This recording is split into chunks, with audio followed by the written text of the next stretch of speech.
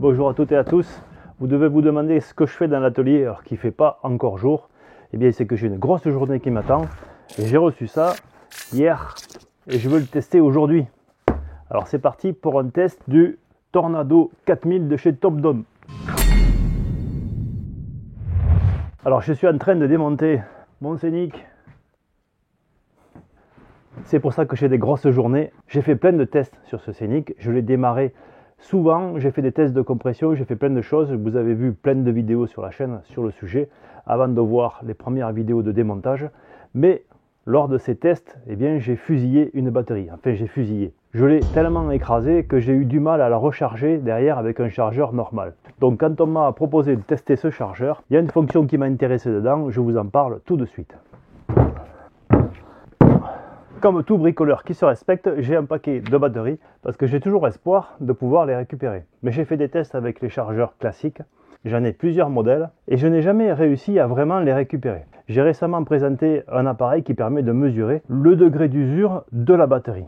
Elle est à 12,77, c'est celle que j'ai déposée du Scénic récemment. Elle est chargée 12,76. Si je fais un test batterie, elle fait 680 ampères. Je la teste. Donc elle est chargée à 100%. Ce qu'on va noter, c'est que sur les 680, il y a 603 ampères de disponibles. Donc 79% sur les 680 ampères. Une résistance interne de 4,61. Donc voilà le résultat du test pour la première batterie. Je vais le noter et après je vais charger.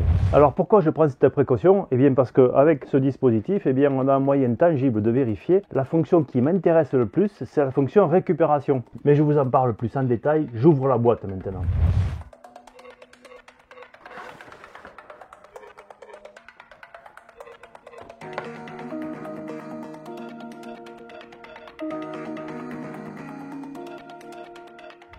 Donc il y a déjà une notice ici en français. On va la mettre de côté parce que on va la lire. Il y a le chargeur avec une prise normale. Ici un connecteur. Pourquoi? Eh bien parce que il y a à l'intérieur deux types de connexions. Soit des connexions par pince, typiques pour le genre de batterie que je viens de vous présenter. Soit des connexions comme ça pour les batteries de moto. Bien sûr, les deux sont protégés avec des fusibles. Protection par fusible de 10 ampères, sachant que normalement le courant est de 4 ampères. Et l'appareil ici que l'on va détailler. Alors bon point pour le packaging. Là où j'aurais été vraiment satisfait, c'est de trouver à l'intérieur une housse parce que je pense que ce petit carton, je ne vais pas le garder. Donc je vais me retrouver avec ça qu'il va falloir que je gère. Maintenant, on va commencer bien par le brancher. Et pour le brancher, il y a une procédure. Donc on va se servir des pinces croco qu'on va brancher ici. Pour l'instant, ça, on ne le branche pas. On va brancher le chargeur ici. Et une fois qu'on est branché ici, on va le brancher aux bornes. Le fabricant dit qu'il est important de respecter ce sens de branchement. Le plus ici sur le plus, commencer par le plus. Le moins, là il ne se passe rien, ça va se passer je pense quand on va le brancher. Donc ce chargeur est compatible avec des batteries 6 et 12 volts, ici c'est du 12 volts, des batteries au plomb ou des batteries au lithium-ion. Donc on va brancher la batterie sur le 220, le chargeur sur le 220. Et voilà ce qu'on a quand on a branché. Donc on a ici la première LED qui clignote en mode normal. Donc ici c'est allumé pour dire que ça fonctionne. Ici c'est du 12 volts normal. On a un bouton ici de sélection des modes. Quand on appuie deux fois, on va se déplacer ici suivant les modes. Pour les batteries normales, des batteries comme celle-ci, on est ici. Alors ensuite, ça c'est quand il fait froid. Quand on a des températures inférieures à moins 10 degrés. Bon, dans l'atelier il ne fait pas chaud ce matin, mais il ne fait pas moins 10. Une batterie fonctionne différemment en fonction de la température. Donc il y a une distinction ici sur les deux modes. 12 volts small et 12 volts normal, il y a un mode froid. Donc ça peut charger des batteries qui vont jusqu'à 150 ampères-heure en 6 volts ou en 12 volts. Ça peut charger des batteries ouvertes et des batteries hélicoïdales, des batteries EFB, AGM. C'est toutes les batteries qui sont avec des décharges rapides. C'est pour les batteries qui sont sur les voitures avec des démarrages stop and start par exemple. Ici, c'est pour les petites batteries. Pareil, AGM ou froid. Ensuite, ici, c'est pour les batteries 6 volts. Ça, c'est pour les batteries 12 volts lithium. Ça, c'est le mode récupération. Pour les batteries qui doivent être réparées ou les anciennes batteries, les batteries qui sont endommagées, qui sont stratifiées, qui sont sulfatées. Enfin, ça, c'est le mode réparation. Pour cette batterie, je n'ai pas besoin de mode de réparation puisque je suis à 80%. Je vais essayer de gagner un petit peu en capacité de la batterie, c'est-à-dire en capacité de charge. Là, on est limité à 80%, il reste 603 ampères sur les 680 ampères-heure. Donc, j'ai perdu effectivement 20%. Ça veut dire que j'ai moins de réserve dans la batterie. L'idée, c'est d'aller au-delà et de récupérer ces 20% ou de récupérer au moins une partie. Donc ensuite, une fois que je vais lancer le cycle de charge, ici, je vais avoir les LED qui vont clignoter jusqu'à arriver à 100%. Alors, en fonction de la charge de la batterie, ça va prendre un certain temps. Dans la notice, il y a des valeurs indicatives et on voit par exemple que pour une batterie de celle-ci, elle fait 74 ampères-heure, dont 75, elle est en 12 volts. Normalement, il faut 18 heures de charge. Du coup, je vais revenir demain matin. Et demain matin, je vais regarder ce qui se passe. Donc, il y aura à peu près 24 heures. Ce chargeur a 10 modes de charge. On voit ici la tension, on voit ici l'intensité et on voit ici les différents modes. C'est automatique. La seule chose qu'il y a à faire, c'est de sélectionner ici le type de batterie. Donc nous, on est ici en mode normal. Donc on n'a pas besoin d'aller plus loin. On ne va pas lui demander une réparation. On va juste se mettre ici et on va appuyer sur une fois ça. Et là, on a basculé. On a basculé, on est en fixe. Ici, on est à 25%, on clignote à 25%. 50%. Je pense qu'on devrait très rapidement arriver au 75%, puisque voilà, 75%, 100%, donc on est entre 75 et 100%. Donc ce chargeur est intéressant parce qu'il a des modes ici qui lui permettent de rester branché et de faire des cycles de charge-décharge pour entretenir la batterie. Avec ici la tension de floating, donc le floating, mais aussi ici restart et charger, c'est-à-dire charge-décharge. Et ça permet effectivement, quand on a une batterie, notamment une batterie de moto comme moi, une batterie de moto qu'on n'utilise pas souvent, on peut mettre ce chargeur en permanence dessus et ça va faire des cycles de charge-décharge. On va faire en permanence pendant plusieurs jours de manière à ce que ça entretienne la batterie. Quand on laisse une batterie non utilisée avec une légère décharge, c'est le cas sur la moto puisqu'il y a toujours un petit courant qui circule. Et bien si on ne fait pas attention, on finit par la décharger, faire une décharge profonde et ensuite on a du mal à la récupérer, on a du mal à retrouver la charge, la capacité complète de la batterie. Donc avec ce genre d'appareil, on peut laisser brancher pendant plusieurs jours et ça permet de charger et d'avoir des cycles fréquents de charge-décharge et d'entretenir la batterie. Alors pour arrêter l'appareil, il faut débrancher ici et ensuite faire la procédure inverse, c'est-à-dire débrancher le moins et débrancher le plus. Bon, ça reste un peu allumé, c'est normal. Voilà, ça y est, ça s'est éteint. Celle-ci, je ne peux pas mesurer son état de santé avec l'autre appareil parce que il est limité. Cette batterie, elle ne fait que 20 ampères et l'autre appareil mesure l'état de santé des batteries supérieures à 100 ampères. On a 9 volts 0,8. Donc là, on est vraiment bas. Donc, procédure facile, le plus, le moins, le 220 et ici, on va changer. On va se mettre en mode 12 volts small et on va lui dire de charger. Donc il s'arrête de clignoter et ici normalement si tout va bien peut-être qu'il va décider de se mettre en charge. Donc là il est même pas à 25%, il est vraiment en dessous du dessous. Donc normalement ici 12 volts 20 ampères, on en a pour 5 heures de charge. On va voir ce qui se passe d'ici 5 heures.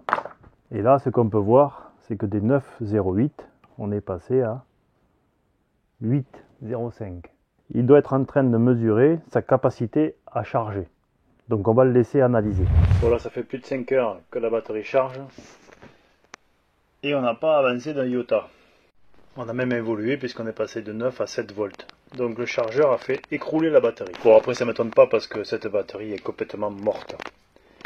Donc il n'a pas réussi à faire quoi que ce soit. En l'espace de 5 heures on a perdu 2 volts. Bon, je pense que je vais arrêter l'expérience là. pour cette batterie. Alors je vais tenter quelque chose, je vais la faire basculer en mode réparation ici, pour voir si elle veut basculer. Là je suis en mode normal, cold, etc. Donc je me déplace dans le menu. Là je suis là. Et j'appuie une fois. Donc là ça monte en tension et puis ça redescend. Je pense qu'elle est vraiment morte la batterie et que donc il n'arrive pas à lui faire admettre une tension ou une intensité. Puisqu'il décroche ici. Là il s'est mis en mode veille. Donc on a la tension qui ne fait que chuter. Et on est en mode veille ici. C'est-à-dire qu'on ne charge pas. On clignote, on perd de la tension à chaque minute qui passe, donc il ne se passe rien. Cette batterie visiblement n'est pas récupérable. Alors je vais essayer, sur celle-là c'est la même, on va voir ce qui se passe. Bon visiblement elle n'est pas meilleure, celle-là je suis à 8,29 avant de commencer, 8,28. Bon je vais brancher.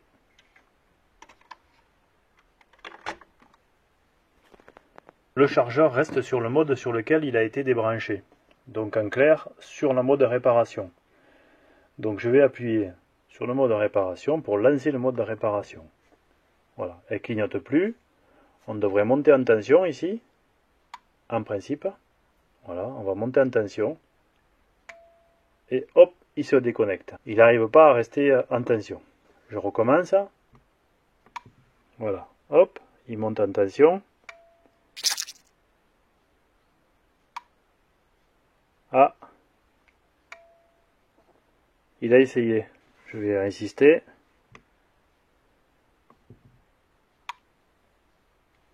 Hop. Toc, il décroche.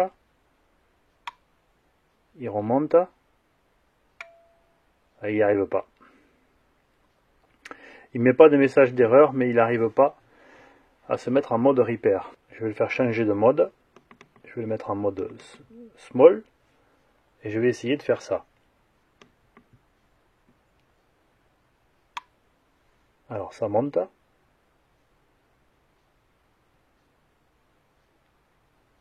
Et là, ça a l'air de garder la charge. Hop, non, ça a déclenché. Donc visiblement, il n'arrive pas à garder la charge. Je relance. Je force en fait le système. Là, il me dit qu'il est à 25%. Il monte en tension. Et il décroche. Il remonte. Il se met à 25%. Il a décroché. Donc il essaye 2 fois. Il voit qu'il y a un problème avec la batterie. Et il s'arrête. Je le reforce une 3e fois et puis après j'arrête. Donc je reforce le lancement du programme de charge d'une petite batterie 12 volts. Donc ça clignote ici. Ça monte, ça rebaisse. Ça remonte. Il essaye une 2e fois.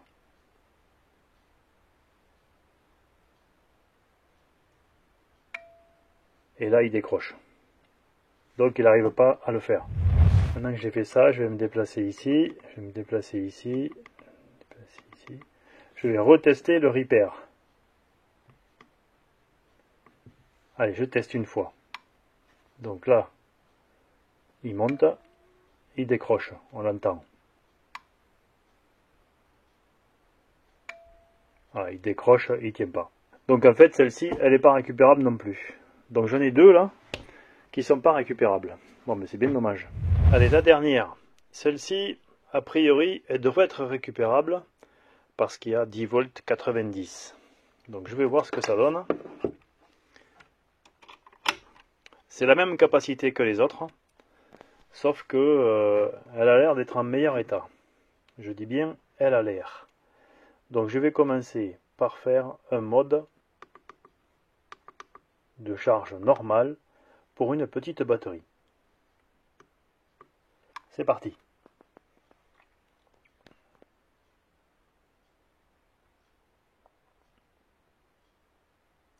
Ça se passe différemment. 14, 94 et 95. Là, il me dit, oula, oula, oula.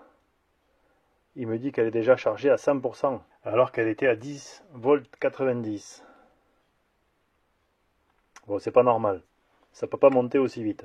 Parce que normalement, 10 volts 90, comme il y avait, elle est quasiment vide, quoi. Donc je vais le laisser finir son cycle. Et quand il aura fini son cycle, je lui ferai un repair pour voir si ça change quelque chose. Pour essayer de retrouver quelque chose.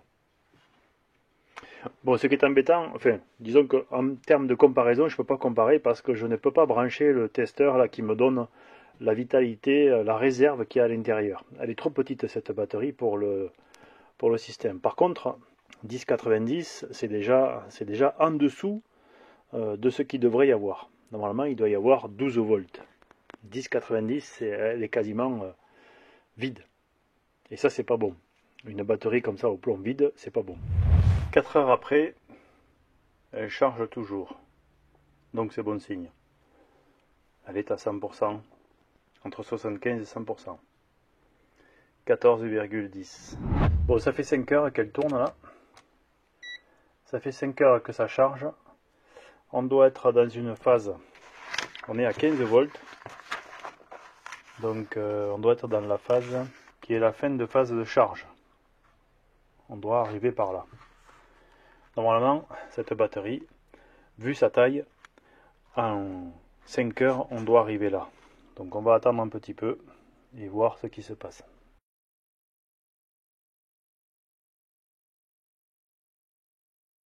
Donc on voit très clairement qu'il y a un programme derrière qui essaye de récupérer le maximum de charge. C'est en ça qu'on dit que c'est un chargeur intelligent. Il est capable de sortir 4 ampères, donc il est quand même assez petit comparé à des chargeurs classiques avec un transformateur. Bon, celui-ci, on voit vraiment que ça évolue. Il y a un programme, alors bon, on va pas détailler le programme, c'est pas le but de la vidéo, mais il y a vraiment une recherche d'efficacité. C'est pas simplement un transformateur. Là, on est 16 heures après le début. Et on est toujours dans des cycles de charge-décharge. Donc ce que je vais faire, c'est que je vais le faire bypasser directement sur Repair maintenant. Je change de mode. Voilà, je suis ici. Ma batterie, a priori, elle est à 12,96. Et j'enclenche.